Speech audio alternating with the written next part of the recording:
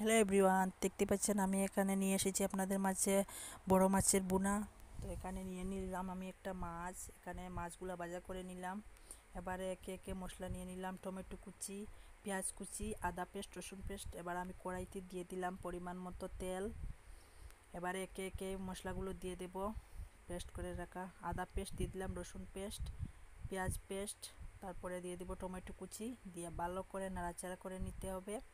আর আপনারা সবাই আমার চ্যানেলটি সাবস্ক্রাইব করবেন, লাইক কমেন্ট শেয়ার করবেন এবং আমার পাশে থাকবেন, আমার চ্যানেলটির পাশে থাকবেন। তো দেখতেই পাচ্ছেন মশলাগুলোকে ভালো করে আমি কষিয়ে নিচ্ছি। তো এবারে একে একে গরম গুঁড়া মশলাগুলো আমি অ্যাড করে দিব। আমার রান্নাটা কেমন হয়েছে আপনারা কমেন্টে মতামত জানাবেন আমাকে, কেমন লাগছে আপনাদের কাছে। দিয়ে দিলাম গরম মশলাগুলো, লঙ্কা গুঁড়ো, হলুদ গুঁড়ো, জিরে গুঁড়ো, ধনে গুঁড়ো। একে একে সবগুলোকে অ্যাড করে দিলাম। আবার একটু নাড়াচাড়া করে নিয়ে পরিমাণ মতো জল দিয়ে দিব। আবার দিয়ে দিলাম পরিমাণ মতো জল, দিয়ে ভালো করে কষায় নিতে হবে।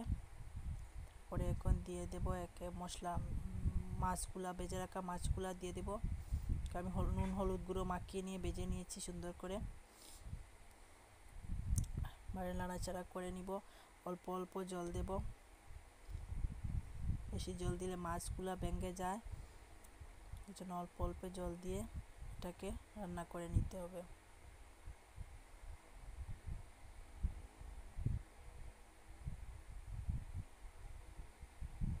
তো দেখতেই পাচ্ছেন রান্নাটা অলমোস্ট হয়ে যাচ্ছে।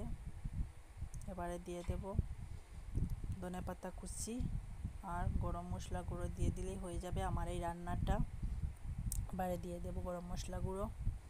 তো দেখতেই পাচ্ছেন হয়ে গিয়েছে আমার এই রেসিপিটা। এই রেসিপিটা আপনাদের কাছে কেমন লাগছে আমাকে কমেন্টে জানাবেন।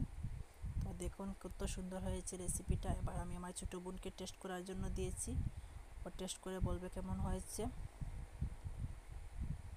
দেখতেই পাচ্ছেন ওর রিয়াকশন দেখে বুঝতে পারছেন, বলছে অনেক দারুণ হয়েছে। আমার চ্যানেলটি সাবস্ক্রাইব করবেন এবং আমার চ্যানেলটির পাশে থাকবেন। বাই বাই, আল্লাহ হাফিজ।